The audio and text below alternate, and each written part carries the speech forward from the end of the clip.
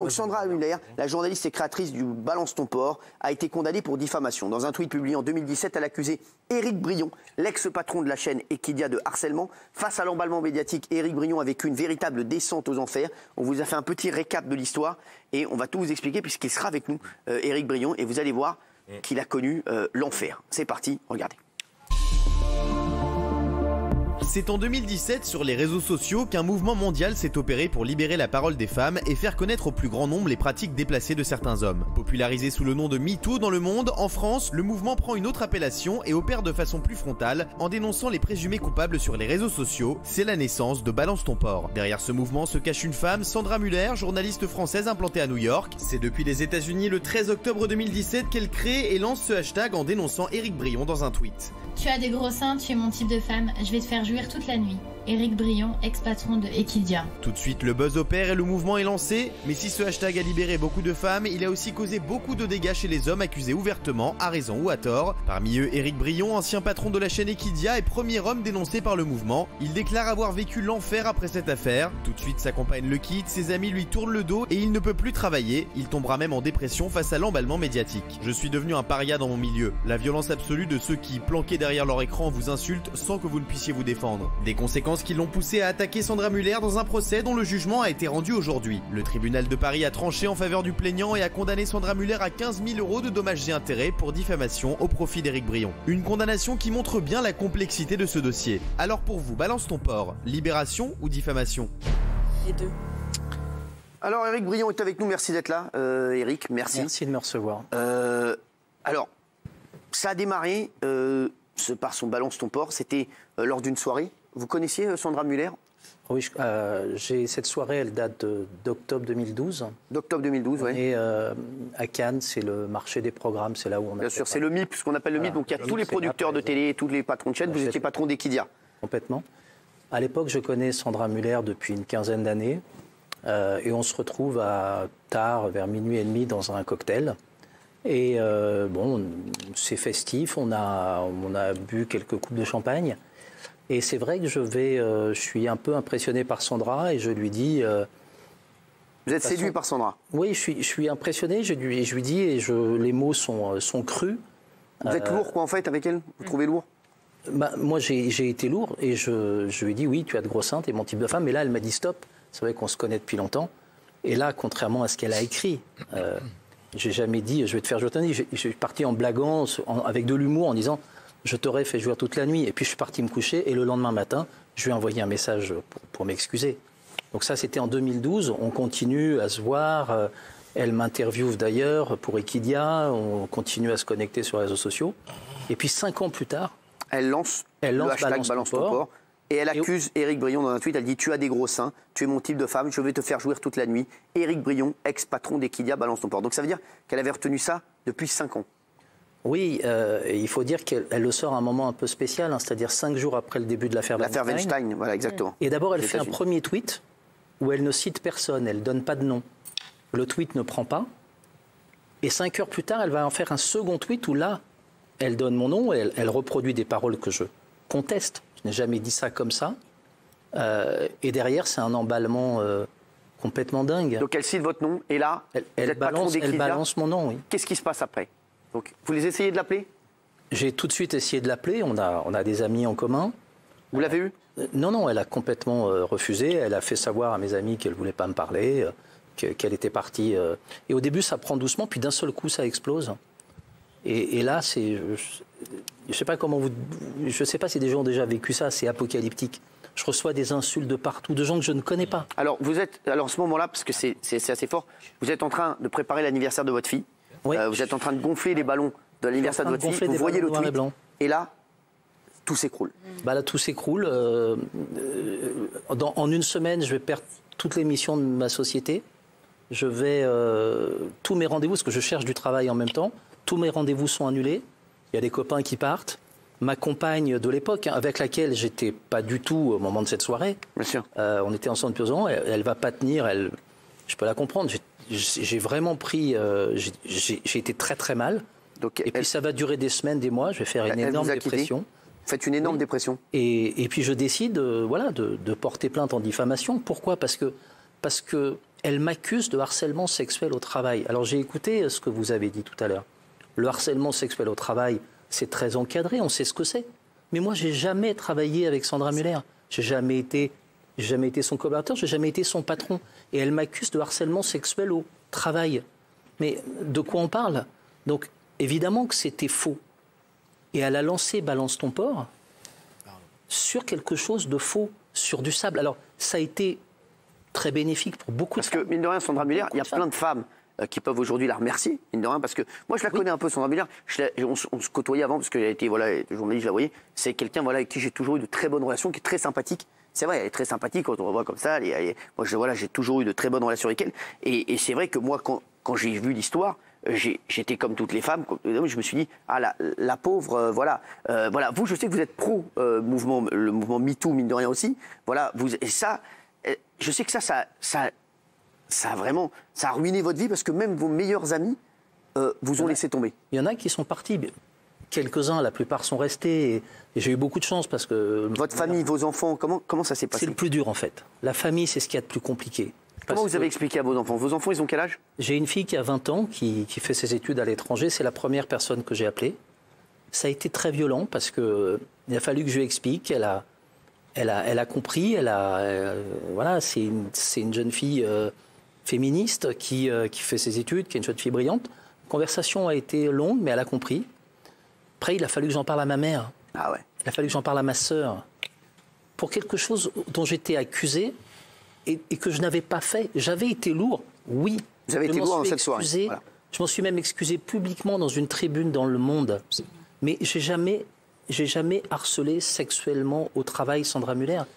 Mais imaginez-vous, à l'époque, je cherche du travail. Tous les gens des médias connaissent ça. Et toutes les portes se ferment. Quand je dis toutes, c'est toutes. Il y a quelques personnes qui vont m'aider. Vous n'avez plus travaillé depuis? J'ai fait quelques missions. En ce moment, j'en fais une pour... mais sinon, vous n'avez pas de poste fixe. Voilà. Non, je fais une mission en ce moment pour le patron de Canal+, mais qui a eu l'élégance de me faire travailler, de venir me chercher pour ce que je sais faire. Mais sinon, je me suis dit, mais comment je vais faire pour nourrir mes filles, pour les loger, pour payer les études de ma fille au Canada? Je dis, comment je vais faire? Vous n'aviez rien. Et tout s'est écroulé. Tout s'est écroulé, oui. Et tout s'est écroulé. Et je vous le dis, ça peut arriver. Ça peut arriver à des gens qui sont autour de cette table, ou à d'autres personnes. Vous parlez aujourd'hui, à cause de ce tweet, de mort sociale. Vous étiez mort socialement. Oui, c'est une mort sociale, c'est un crime social. On utilise les réseaux sociaux, on utilise Twitter, Facebook. Et puis le tribunal, il est là. Moi, vous savez, mon procès, il s'est fait sur Twitter. Et j'ai été condamné en 72 heures. Et j'ai été condamné comme un harceleur sexuel au travail. Alors, Sandra Muller, elle a eu un vrai procès. Ouais. Elle a eu un procès le 29 mai, avec des avocats, avec des juges. Et c'est ces juges qui l'ont condamnée. Et en plus, et c'est normal, elle peut faire appel. Vous savez, sur Twitter, faire appel, ça n'existe pas. Alors, elle a fait appel parce qu'elle est condamnée à 15 000 € de dommages et intérêts, 5 000 € pour le remboursement des frais de procédure, a retiré le tweet litigieux et a publié des communiqués judiciaires sur son compte Twitter et dans 2 organes de presse. Elle va faire appel. Sandra Muller, elle a fait une vidéo. Vous allez nous dire ce que vous en pensez. Bon, regardez. La décision est lourde, elle est punitive, elle est décevante, elle est incompréhensible pour moi. Cette décision n'enlève rien du tout. Elle n'enlève rien au fait que la parole des femmes s'est libérée, que vous devez continuer à parler, que vous devez continuer à dénoncer les agissements répréhensibles, quels qu'ils soient. La peur ne doit pas gagner, la peur ne doit pas changer de camp. Je continuerai donc de me battre sur ces questions chaque jour. Alors, vous avez dû déménager. Oui. Vous avez perdu, vous avez dit, des amis.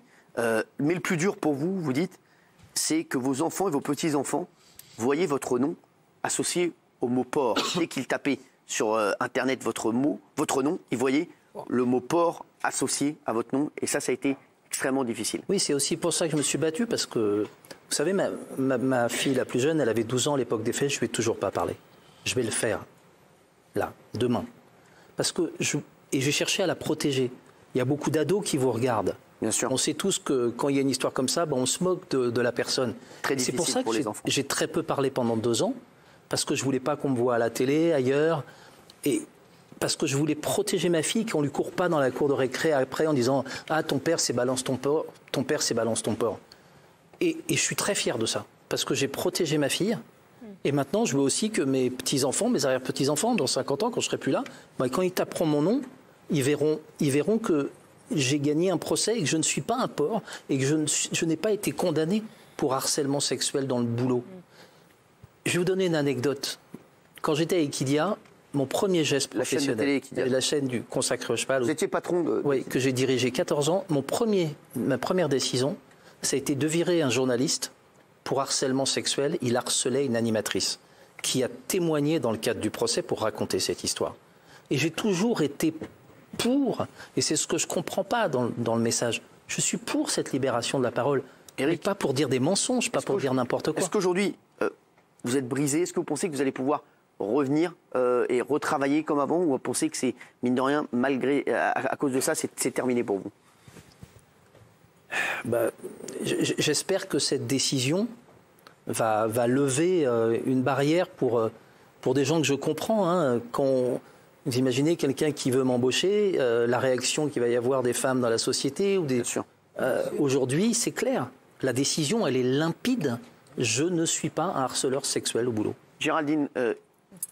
Non, alors effectivement que vous ayez été lourd, sans doute vulgaire, sans doute alcoolisé, vous l'avez dit, vous avez... mais bon, au-delà de ça, moi je pense qu'effectivement ça libère la parole des femmes, mais ça la libère mal et ça la libère pour quoi faire en fait. Est-ce que vraiment depuis le hashtag Balance ton porc, il y a eu moins de féminicides? Non, absolument pas. Depuis 5 ans, le nombre de féminicides est au même niveau. Au même niveau immonde, atroce, énorme. Donc moi j'ai du mal avec ce hashtag parce que depuis le début, et ça je l'ai toujours dit, je trouve qu'en fait il stigmatise les hommes. Et on ne fera jamais rien, à mon avis, contre les hommes, sans les hommes. On a besoin d'eux. Et oui, il y a des hommes qui draguent et qui sont lourds. Mais c'est pas pour autant que vous l'avez bâillonné, que vous l'avez poursuivi dans les couloirs d'un hôtel à Cannes et que vous avez été violent. Donc il faut faire vraiment attention parce que je pense qu'on fera jamais rien sans vous, sans les hommes. Et je pense que on est dans un monde un peu bizarre, un peu puritain et un peu malade, où aujourd'hui on va demamer la permission à Marlène Schiappa pour aller draguer une femme. Mais si, bien sûr que si. Mais si. Oui, mais parce qu'elle veut à toutes les sauces. Arrêtez. À toutes les sauces parce qu'elle a voulu absolument stigmatiser les hommes. Elle ne parle jamais des hommes, Marlène Schiappa. Elle ne parle jamais des hommes. Je ne vais pas la défendre parce que voilà, je la connais. Mais elle ne parle jamais des hommes. Vous avez un problème avec elle. Oui, j'ai un problème parce qu'elle a stigmatisé les hommes et c'est un vrai problème. Non mais Géraldine, dès qu'on parle de ça, c'est vrai que vous avez alors moi je vais lancer le hashtag Balance ta cochonne parce qu'il y a aussi des cochonnes. Bah ouais. J'en ai fait les frais. Ben ouais. C'est vrai, j'en ai fait les frais. Ah oui, non, mais c'est vrai qu'elle est à cran avec cette histoire. Oui, à chaque fois. Cran, moi, je voudrais poser une question à Jean-Michel, qui est un, on le sait, voilà, vous êtes un dragueur. Est-ce que cette affaire-là, est-ce que ce hashtag Balance ton porc, lancé par Sandra Muller, est-ce que, mine de rien, Jean-Mi, vous faites très attention aujourd'hui à comment vous draguez? Est-ce que vous avez changé d'attitude? Est-ce que vous avez peur? Dites la vérité. Je n'ai pas changé d'habitude parce que je ne faisais pas d'actes répréhensibles avant. Non, mais oui, mais bon. Mais ce qui est sûr, c'est que suite à l'affaire d'Éric Brion, et je suis très content que son honneur soit rétabli, je trouve que c'est dommage qu'on mette 2 ans pour rétablir un honneur. Un procès, les faits étaient simples, on aurait pu le faire beaucoup plus tôt, et ça n'aurait pas eu les démarches peut-être que ça a eu. Voilà. Mais c'est vrai que moi, je me suis dit, mais s'il y a une ex ou quelque chose comme ça qui m'en veut, parce qu'elle trouve que je l'ai quitté trop brutalement, n'importe quoi, et qui veut se venger, en 2 secondes sur Internet, elle me ruine en 2 secondes. Et je perds tout mon travail, parce que le principe de précaution va faire que vous allez m'écarter en attendant que la preuve soit faite, qu'il n'y ait rien. Non, ça c'est parce que je ne sais pas comment le faire, mais voilà, c'est ça. Voilà, c'est ça. Et malheureusement, le mal sera déjà fait. Donc j'ai serré les fesses, oui, pendant 2 ans, enfin un peu moins maintenant, parce que le mouvement c'est un peu